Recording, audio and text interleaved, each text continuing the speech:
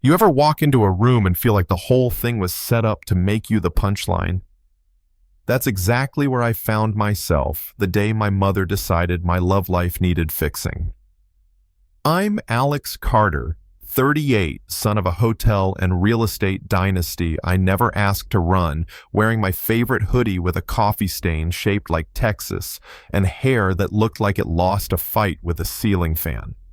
I'd spent most of my adult life dodging board meetings and avoiding the glossy social circles my family loved.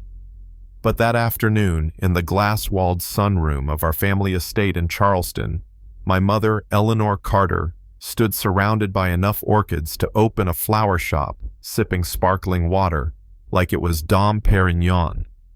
She had that tone, the one that meant trouble dressed as an opportunity. "Alex, darling, we need to talk about your personal life," I groaned. "If this is about me still being single, it is about you still being single." She snapped eyes wide in mock horror. "Do you expect the Carter name to end with you? Should the fortune pass to—" "What, your dog?"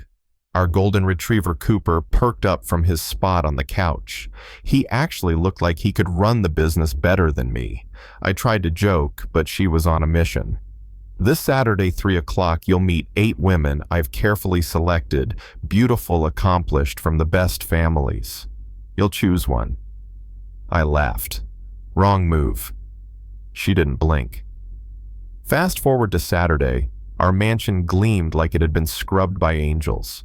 Chandeliers, blazing string quartet, warming up trays of hors d'oeuvres, so delicate I was scared to breathe near them. I stood at the top of the staircase in a suit my mother picked, checking my watch, plotting escape routes.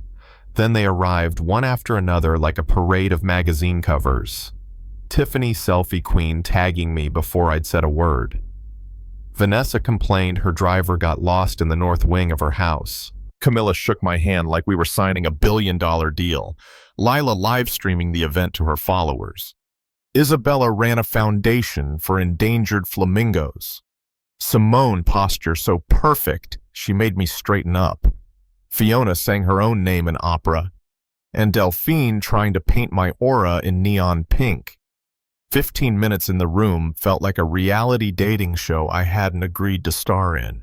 I could hear my mother hissing at me to smile.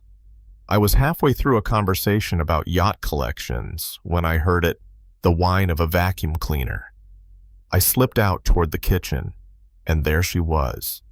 A woman in jeans, a faded NASA t-shirt, hair in a messy bun, locked in battle with a vintage vacuum like it owed her money. She didn't even look up when I leaned against the doorframe and asked, "Need help?" "Not unless you've got a priest. I'm pretty sure this thing's possessed." I laughed, really laughed for the first time that day. She finally looked up, eyes sharp but curious. "Tanya Brooks, housekeeping. Second day on the job. And you are—" For once, I didn't say my last name. "Alex. Maintenance guy. I fix stuff." She smirked. "Well, maintenance guy, if I die from vacuum plague, tell my mom I went down doing what I loved. Vacuuming, no paying rent." That was it. The spark. She was the only real thing in a house full of performances. An hour later, I was standing in front of 8 women, perched in gold-trimmed chairs, my mother glowing like a pageant host. She gestured for me to choose. And I did.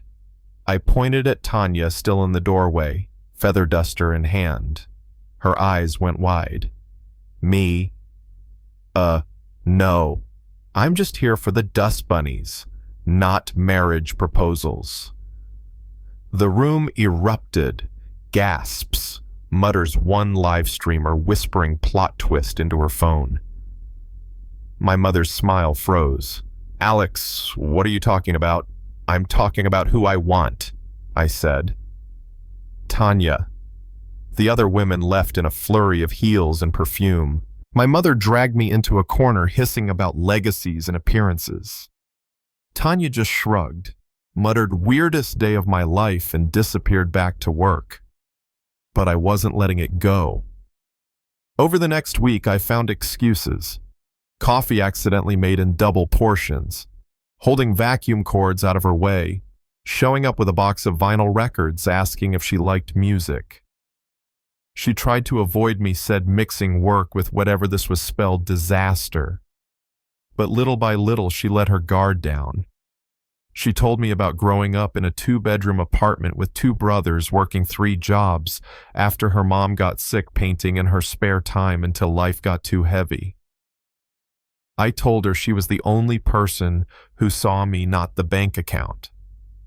One Tuesday, I found her sweeping leaves in the garden. I asked her to sit under the old oak tree with me. Last time I botched it, I said, "I'm not proposing. I'm just asking you to go out with me. No jets, no headlines, just us." She eyed me for a long moment, then said, "Fine," but I picked the place. 6 months later, we stood under that same oak tree again. This time it was our wedding day. Tanya in a simple ivory dress, me in a suit that finally felt like mine. My mother sat in the front row, dabbing her eyes. My dad whispering, "You like her now, don't you?" She didn't deny it. Cooper wore a tiny bow tie, barking right as we kissed. During the reception, Tanya leaned in and said, "If someone told me a year ago I'd marry a billionaire, I'd have laughed in their face." I grinned. If someone told me I'd marry my housekeeper, I'd have laughed too. We both knew the truth. Neither of us had been looking for this. But it found us anyway, in the middle of a vacuum fight and a terrible matchmaking scheme. So now I'll ask you, was my mother wrong for staging that ridiculous wife audition, or was it the best bad idea she ever had? And would you ever take a chance on someone completely outside the world, you know? Drop your thoughts in the comments. I've got a feeling this one's going to get people talking.